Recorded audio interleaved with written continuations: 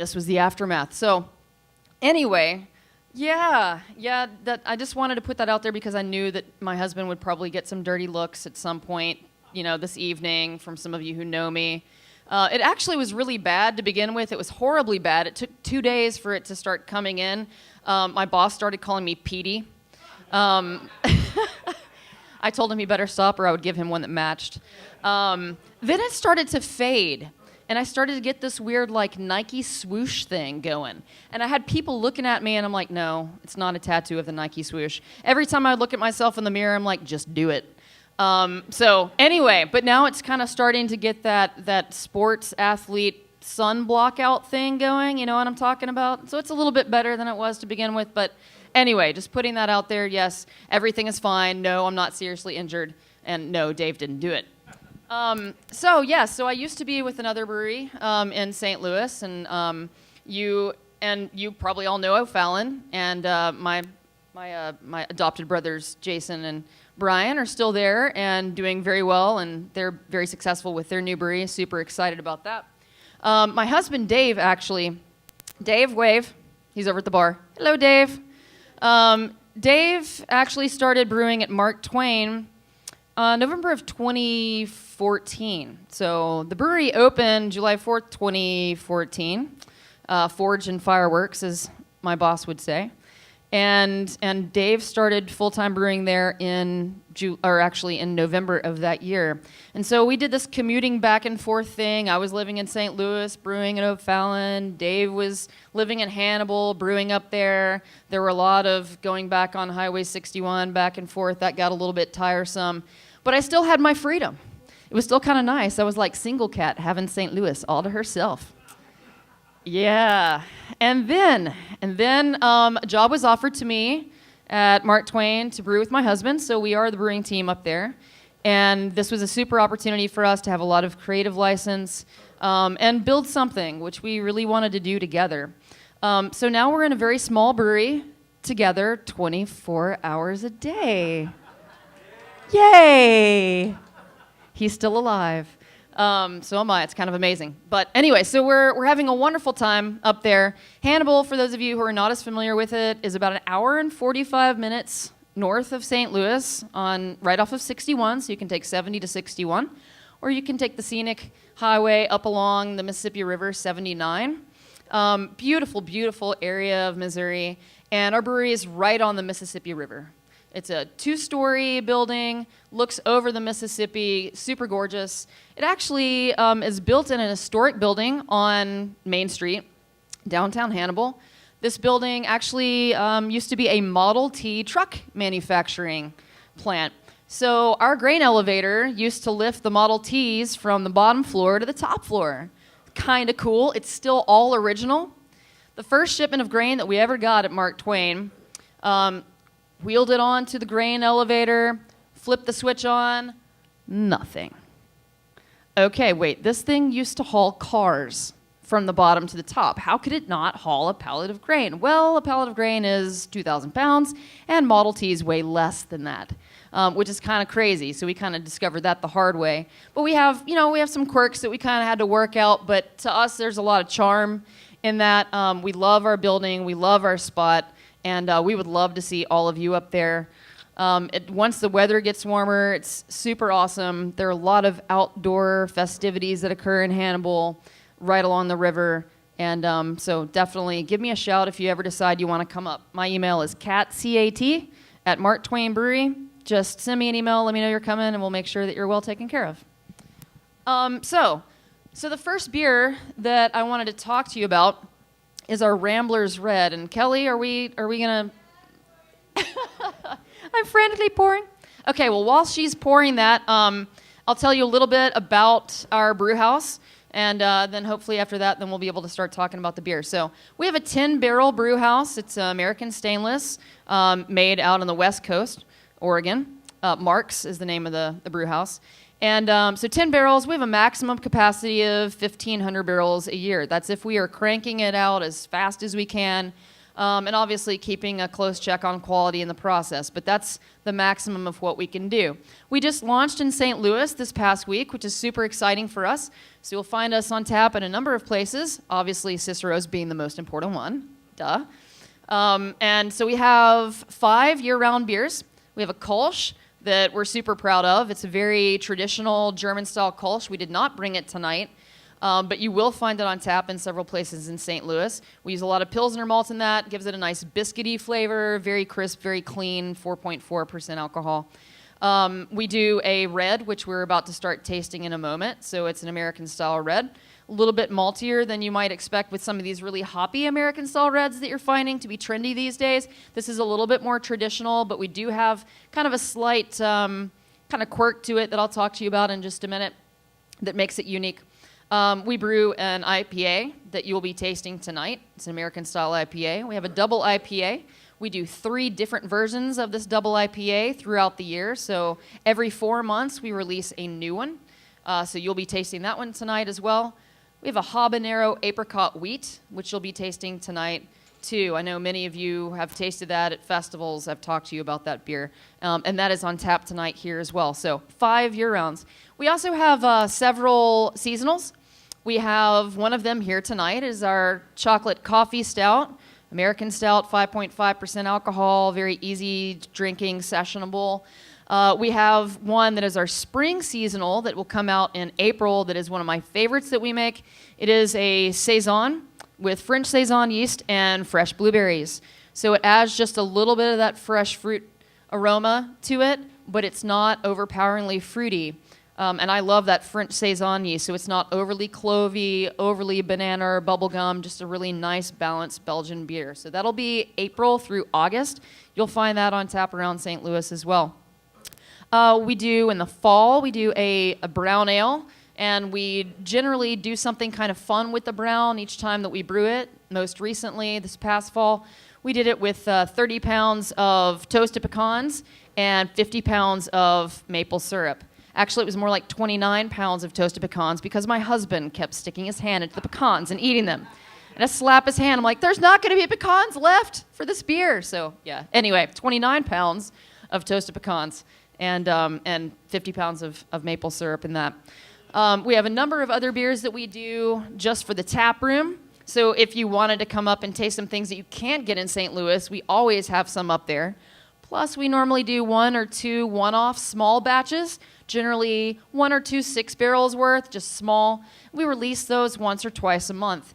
Most recently, we did a Scotch ale. We're actually going to amp that up and do a full batch of that. You can see that in St. Louis on tap probably in April, late March, early April.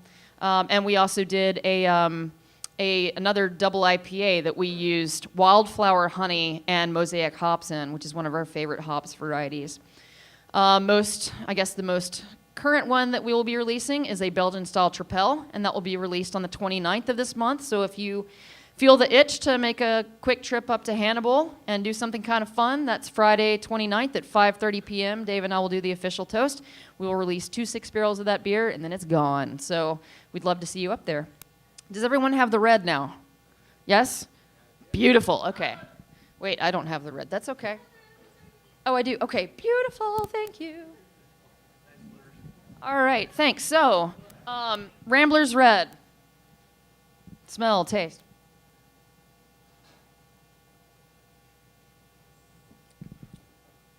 All right. I can sit here and tell you what I think in terms of flavors, but I would be interested to know what you think. What are you getting? Big time, right? Plenty of caramel malts in this particular beer. There's something else that I get, though, too. Anything else? No, absolutely nothing else but caramel.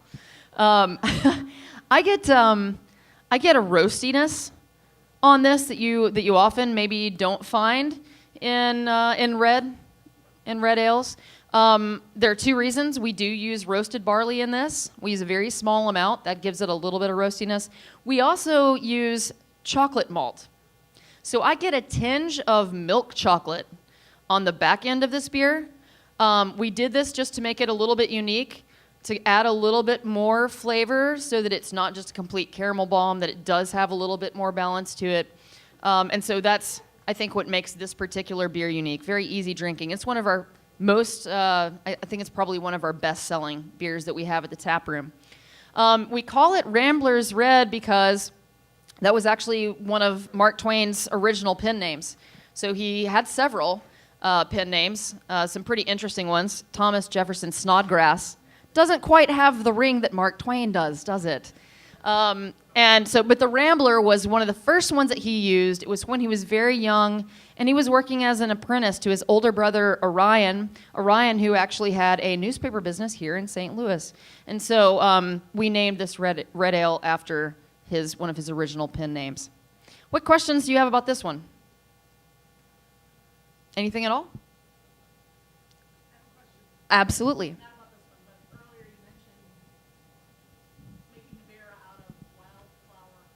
Yes.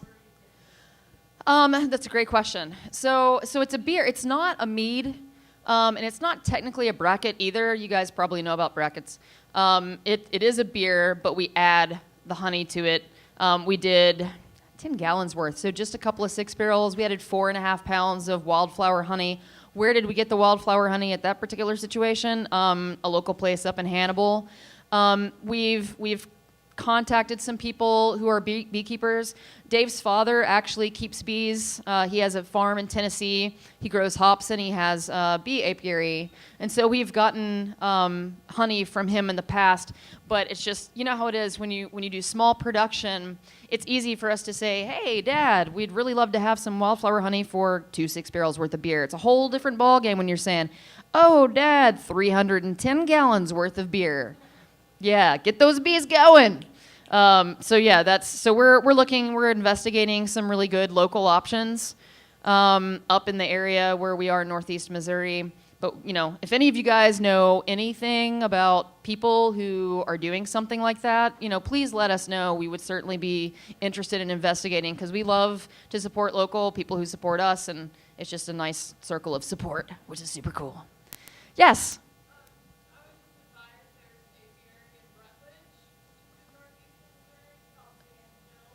Sand Hill. That's good to know. Hey, Seth, are you getting this? Dave, are you getting this? Jot it down. Good. Thank you, Seth. Seth is our sales rep. Hey, Seth. Hey, Seth. Yeah, thank you. That's helpful to know. Thanks. Any other questions about this beer or about anything that we've talked about so far? All right. Awesome. So let's move on to some of the other beers that we have. The second one that I'd like to do, and this is actually kind of a reverse situation, I would think probably most people would say, let's do the IPA next, then we'll do the double IPA. We're going to do that backwards. Here's why. Kelly, are you ready to start? Okay, thank you. Okay, so the thing about our double IPA.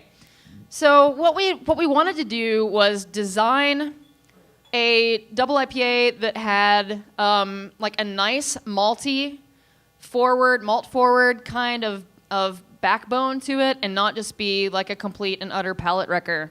I have to admit, I do love big palate wrecking IPAs, but at the same time, I also love American barley wines. Anybody here like American barley wines besides me? Okay, cool.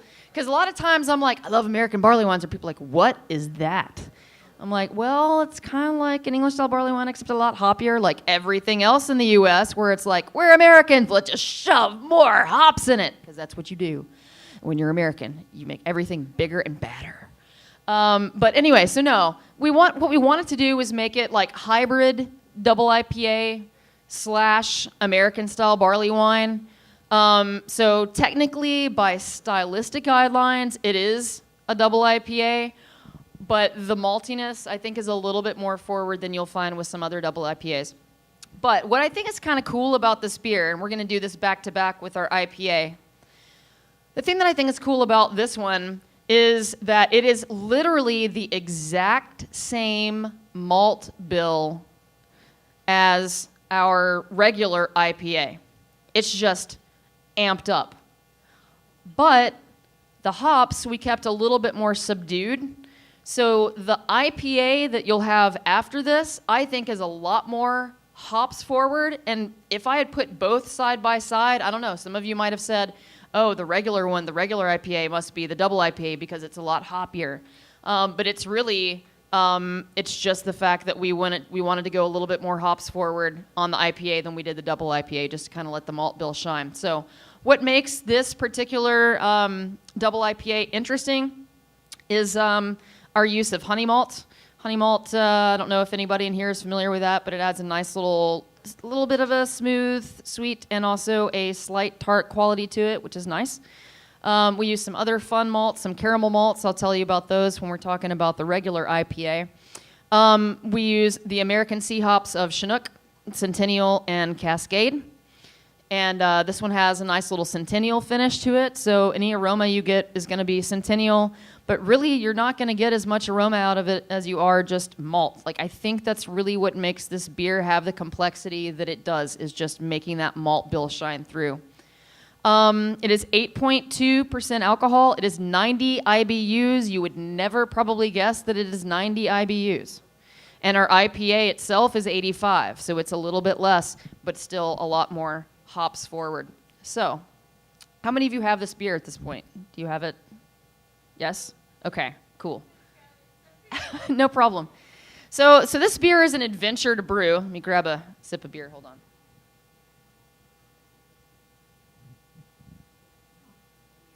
Thank you. I'm trying. Oh, I'm double fisting now. Life is good. Yeah, I need a sip of this too. So this one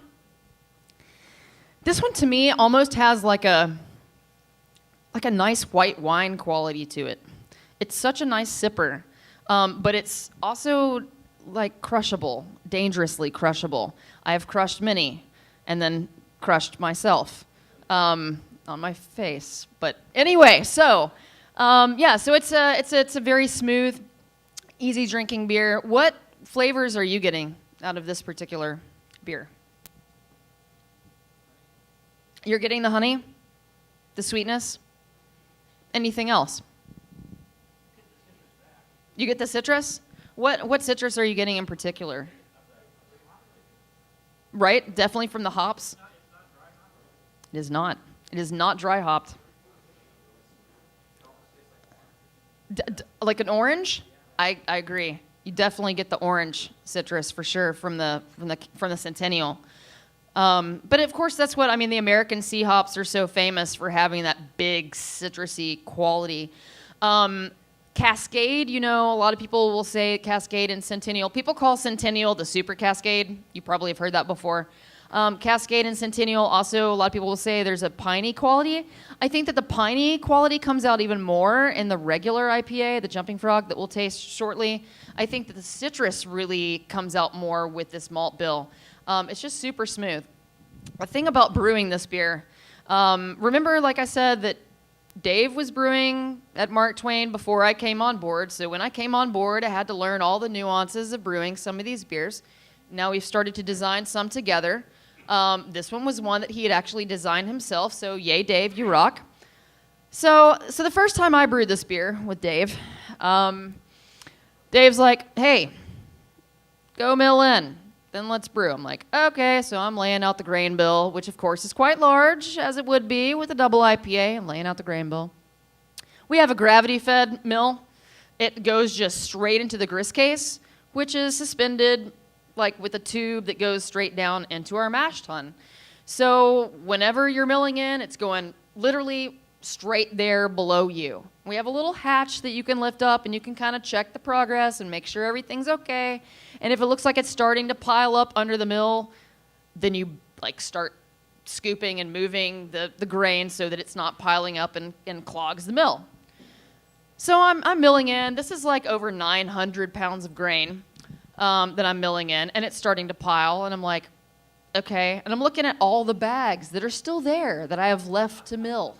And I'm like, this is not looking good for the home team. So I put in another bag, and I'm like, okay, now it's time to start scooping. So I'm on my knees. Okay, grain dust is flying everywhere. I'm starting to get completely coated in grain dust. It's like a cloud of grain dust in the milling room. And so I'm like scooping, scooping, scooping. Please don't clog the mill. Please don't. And it just keeps piling and piling and piling and piling.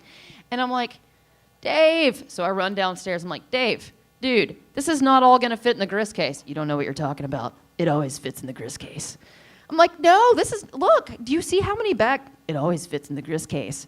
Well, that's the challenge to me, right?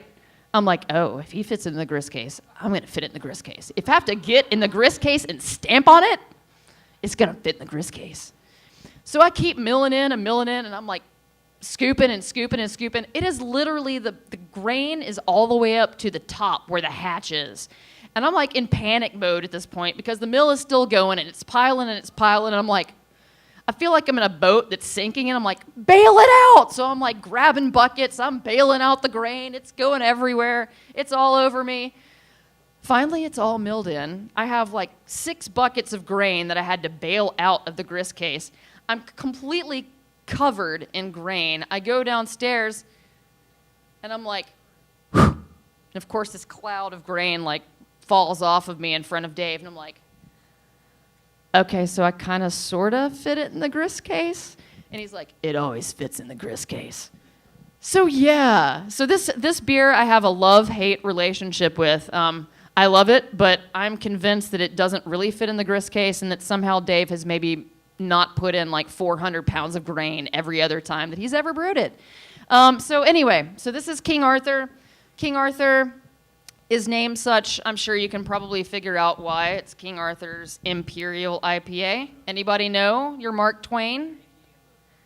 Ah, Connecticut, Yankee, and King Arthur's Court. Well done, sir. And of course, since it's an Imperial IPA, King Arthur Imperial, get it? Ba-dum-bum-sh. It fits so perfectly. So yes, this is the beer. So what questions do you have about King Arthur's IPA or double IPA? Yeah.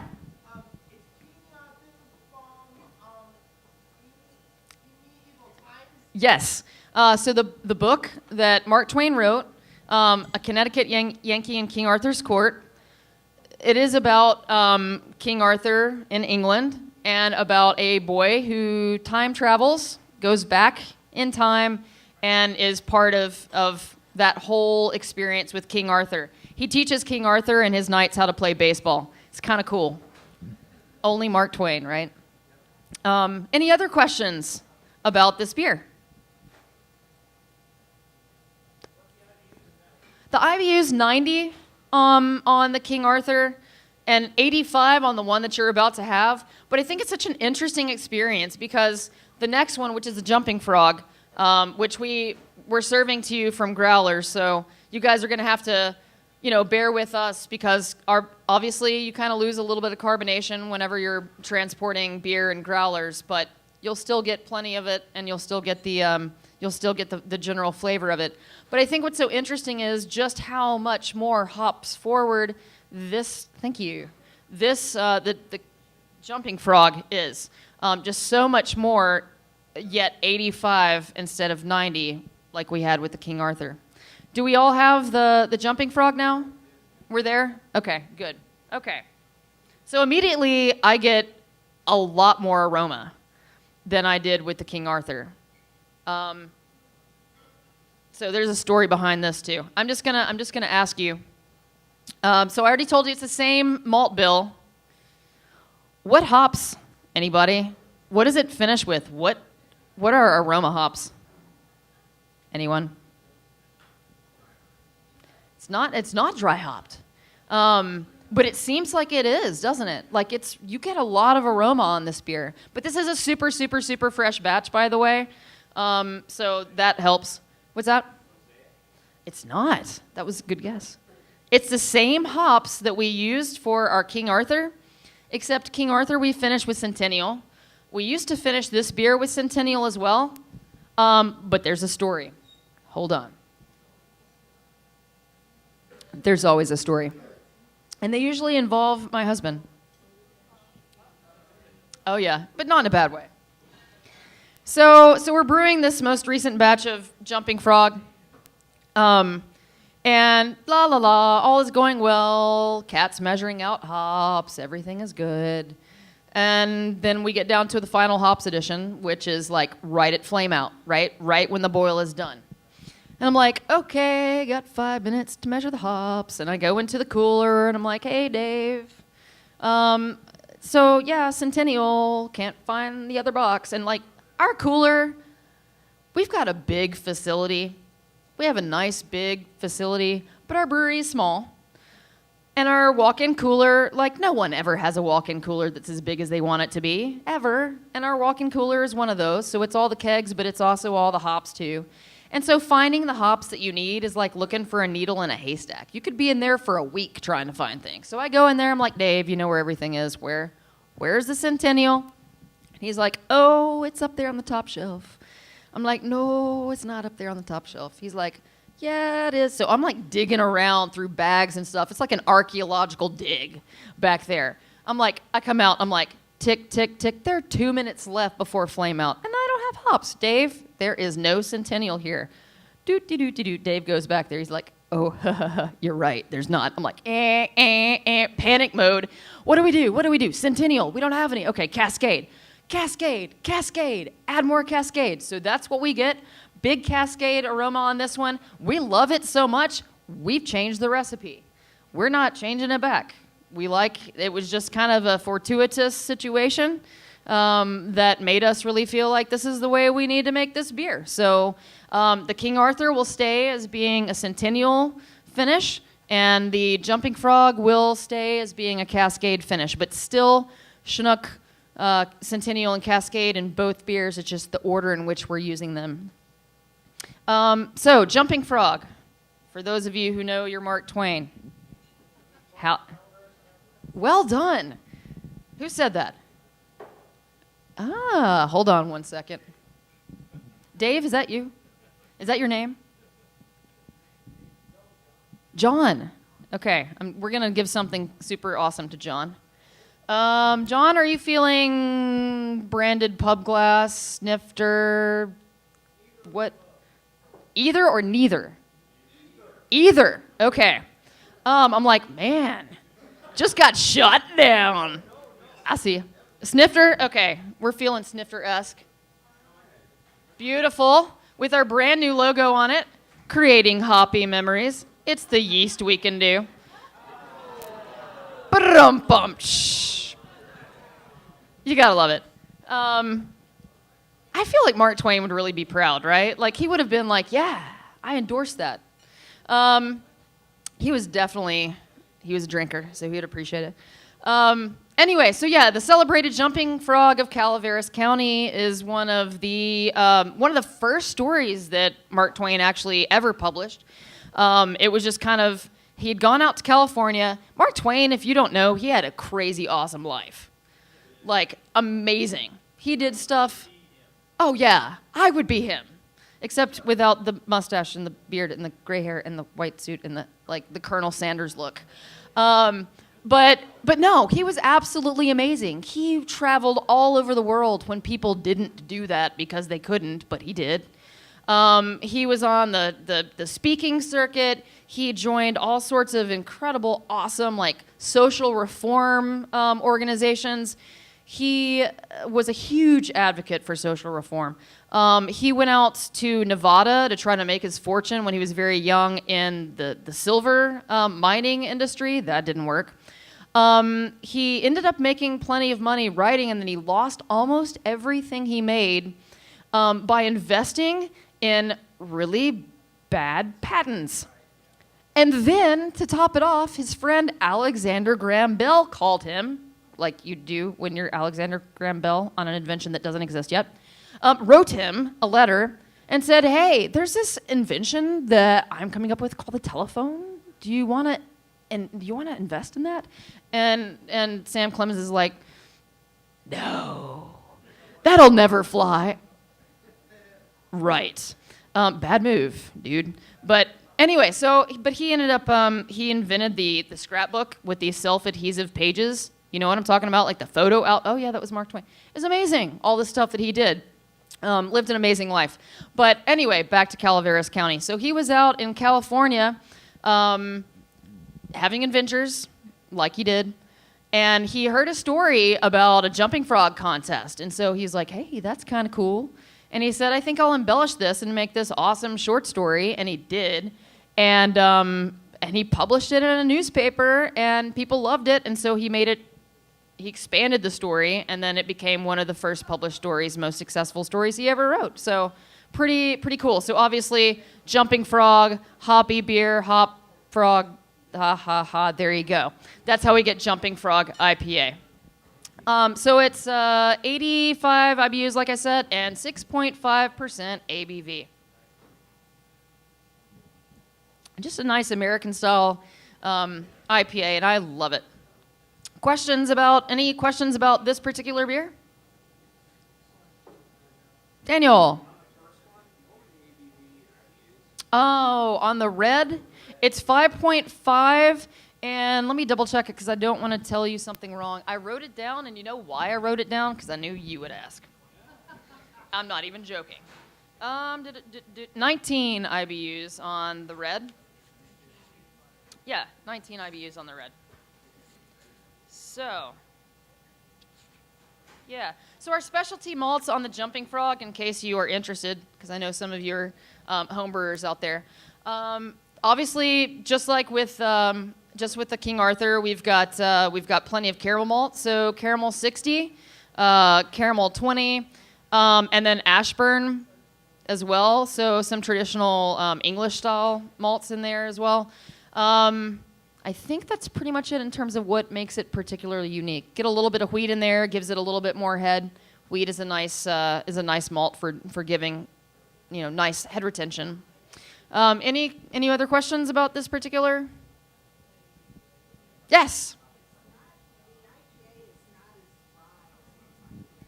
You think it's not as dry? More drinkable. Okay. Good. I like drinkable IPAs. That's good. Do you feel like, do you get more of a hops presence on the IPA than you do on the double IPA? Because I do. Like, to me, I get a lot more body on the double IPA, but I get a lot more hops on the regular IPA on Jumping Frog. Similar? It could be. You mean in terms of like kind of cutting that a little bit? It could be. That happens. I like the flavors of malt, and honestly, I mean, I love double IPAs. They're one of my favorite styles. I really have to admit, I'm a hops freak. But at the same time, I feel like there are a lot of breweries out there that are just so obsessed with that the malt bill doesn't even matter anymore. It's like, okay, let's just throw 2-row in there. Let's throw something in for color, and then nothing else matters. Just shove hops in there. And to me, like that is equally the craft, if not more so. You have to have the base recipe to make your beer stand out from the rest. And so, make it unique, make it different. Otherwise, it's just nothing but like sucking on hops, and that's not obviously what we really are about. So yeah, good question. Anything else about this one? All right. Beautiful. So now we have the habanero. Oh, I have stories about this beer. Oh, Lord. All right. Do we all have the habanero? Cheers to my brave friends. Cheers to habanero. Oh, God. Here we go.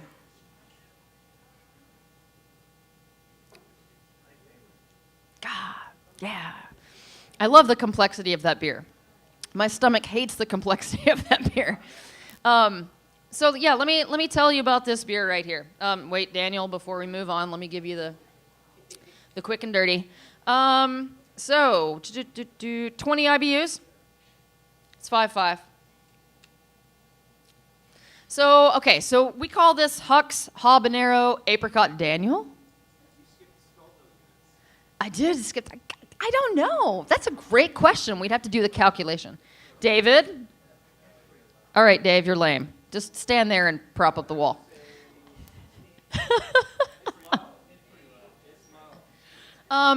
You know what's interesting?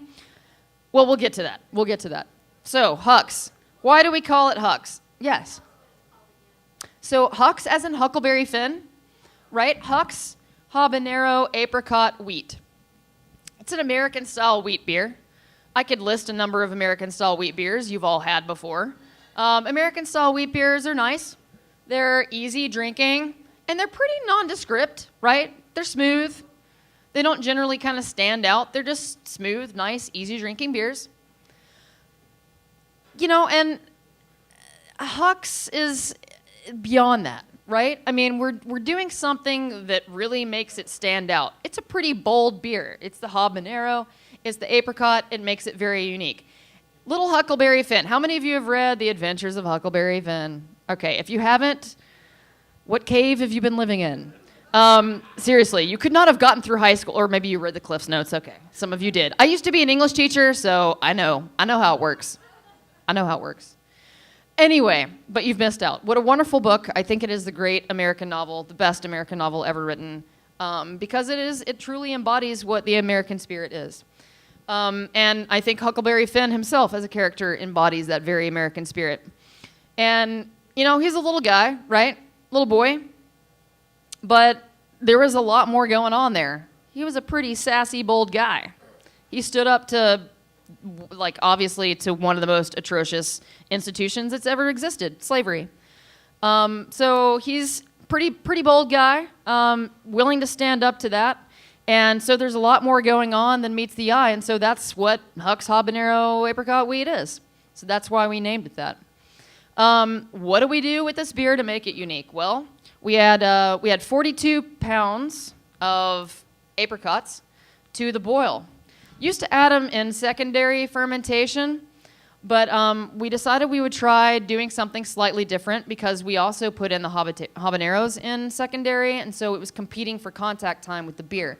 So what we decided to do was put the apricots in the boil. We puree them. So I have a massive mix master, and I just puree them, and then we dump them into the boil towards the end of the boil. And we still were able to get that nice little apricot sweetness there. It's subtle, but it's there. Do you get it? Yeah, so you get it. It's not overly fruity, overly sweet, but you still get a little of it. And so we tried that route, and it worked. So we're score. Okay, so apricots. That's good. We're good on that. Now let's figure out what to do about the habanero. So now that the habaneros are not competing for contact time with the apricots, then we're great. So we took care of the habaneros, put them in secondary. I'll tell you about that process shortly.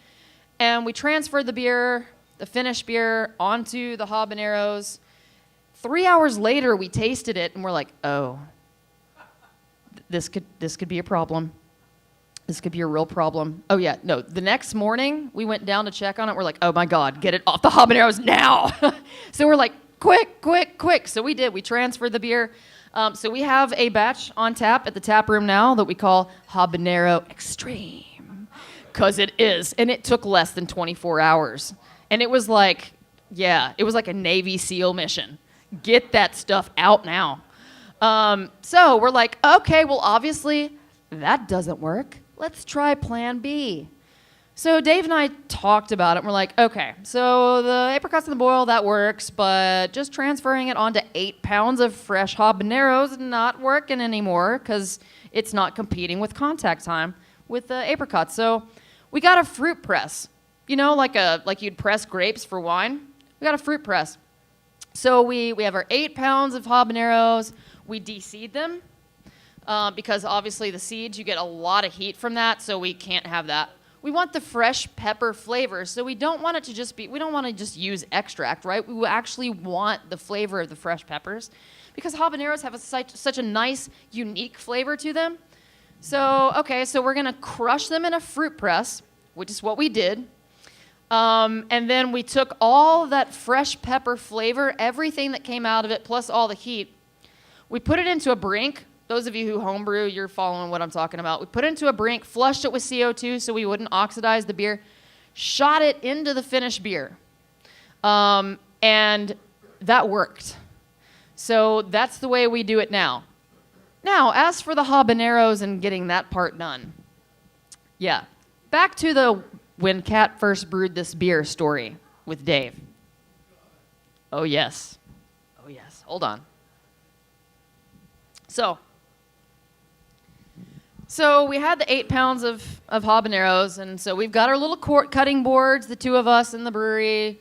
You know, we're chop, chop, chop, de-seed, chop, chop, chop. And I'm like, Dave, you said this was like, you were like crying and like choking and all this. All these times you've made this beer. I'm like, you wimp.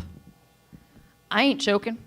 And he's like, oh, you just wait. I'm like, I don't see any problem. He's like, just wait. Okay, all right. 8 pounds of habaneros later, chopping, everything's good. Put it in the little nylon bags. Everything's fine. Everything's cool.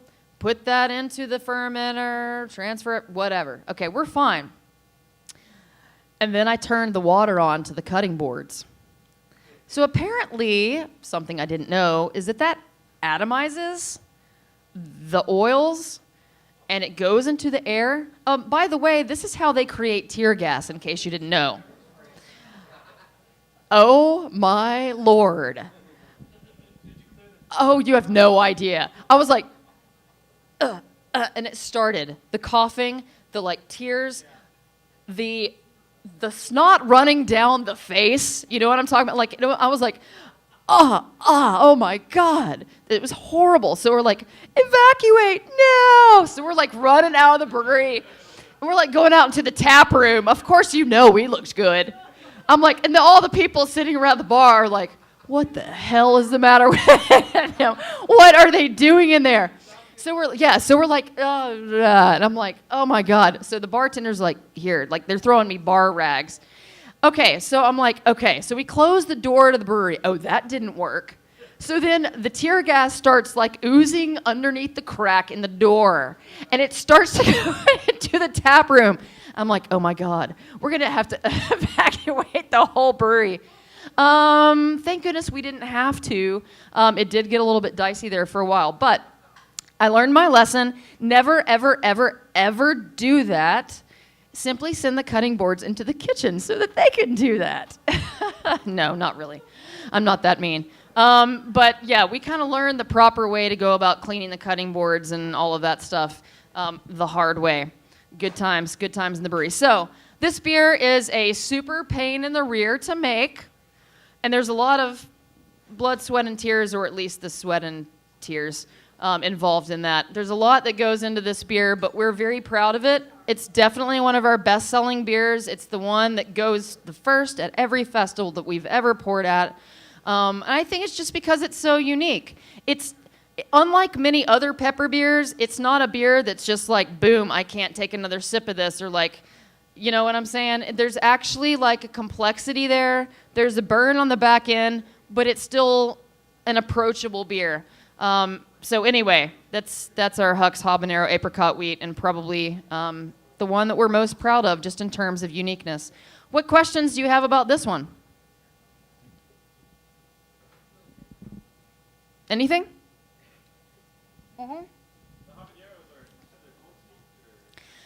We just simply take fresh habaneros and we sanitize them. And then we just simply cut them up. We de-seed them, chop the ends off, immediately de-seed them, slice them, and then just put them into a fruit press and crush them. So that's the way we do it. We add them after primary fermentation. So primary is done. We used to actually transfer the beer onto the whole habaneros after we'd cut them, but actually onto the peppers. But then we realized that that it's just as effective to do it with a fruit press without having to transfer, because if you do it the way that I was talking about, transferring into another fermenter, you always have to have another fermenter available. And that's not always possible. So this way, we don't have to transfer the beer. The more you transfer beer from one vessel to the next, the more opportunities you have for contamination and other things. Again, you homebrewers know exactly what I'm talking about. So to us, we felt like we can minimize that by just shooting it into the exact same vessel that it went through fermentation in. So yeah, we put it in during secondary. And last time, it didn't matter because it wasn't like we were transferring it onto the peppers. So really, we just left it in for the rest of secondary fermentation, and when secondary was done, we transferred it into the bright tank. It was ready to go. Yeah. Yeah, question? It's 5.5. Yeah, just, in terms of style, American style wheat beer, just what makes it unique is obviously the flavors that we add with the fruit and the peppers. Yes? What kind of animal is the habanero is? So I'm sorry, what about the habaneros? Oh, I thought it was an animal. No, so it's a type of pepper. So it's, you know how like green peppers or bell peppers are that you might have on like a pizza or something like that? It is a spicy type of pepper. Habaneros are one of the spiciest types of peppers, but a lot of the spice comes from the seeds. So by removing the seeds, we can get the fresh pepper flavor and a little bit of the spiciness, but not so much that you can't drink the beer. Yeah. Actually, we do use our habanero beer in our beer cheese that we use. So we make a beer cheese dip, and we also make a beer cheese soup, and we use the habanero in that. And it's pretty tasty, I have to say. That's one of Dave's favorites. It's like every day. It's always side salad, habanero beer cheese soup, every day. I don't have to say anything to the bartender anymore. I'm just like, and Dave wants, and he's like, side salad, habanero beer cheese soup. Yes. Yep. Oh, I'm sure. Okay, beautiful. So does everyone have each of these, or do we? Okay, so not, okay. See, this is kind of fun. All right. Hold on, I got to put this down. I got to drop the mic. Yeah, drop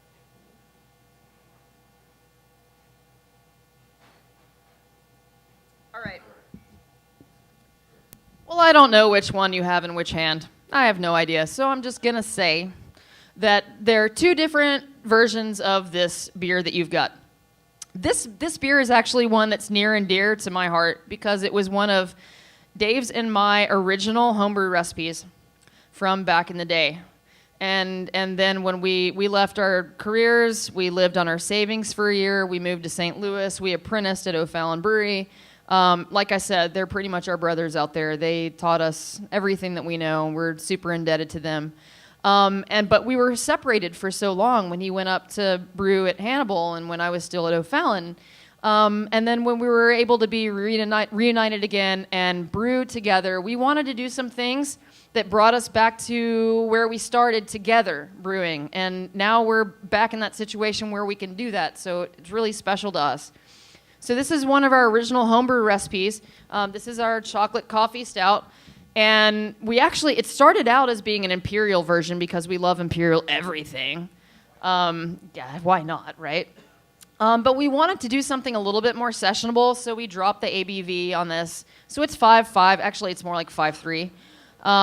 But we still have, the super roasted coffee flavors and the cocoa nibs that we wanted, just like we used to do when we were home brewing. So we use 13 pounds of cocoa nibs in this beer and 3 pounds of coffee, locally roasted coffee from a place called Java Jive, which is right on Main Street, literally just a few doors down from where our brewery is. Again, supporting local. Like I said, we want to do whatever we can to support the people who support us, and it's just an awesome situation for us there. So we always use this particular type of coffee. It's called St. Louis Blend. I mean, sounded like it was the right way to go, right? And we actually did a blind taste test with several different types of coffee before we chose the right one. And every one of us chose the St. Louis Blend in a blind tasting, so we knew this was meant to be. So the two different versions of this beer that you have, one of them is the way that we used to do it, and the other one is the way that we have chosen to do it now. So, like I said, it started out as an imperial stout. And so to me, I love big, full-bodied stouts. You guys like those? Like where you're like, yeah. Like when it pours and it's like STP motor oil. Like that just makes my little heart dance when I see that. I'm like, yes. I like it when it makes the glug noise. But we were scaling it back. We wanted it to be a little bit more sessionable, but I wanted more of like a viscous mouthfeel. So Dave and I talked about it. So we're like, okay, let's try a lot more oat flakes. Well, oat flakes can give more body, an oatmeal stout. can give more body to a beer, but can also be kind of a problem as well. They're not very fermentable, and so you can end up having a lot of unfermentable grain in there, and you get a lot of problems with like stuck mash. And so, I mean, it creates some issues. We tried that route, so that's the one that you have. You have one of those, and we like it. It's a very good beer. But then I was like, what if we add lactose?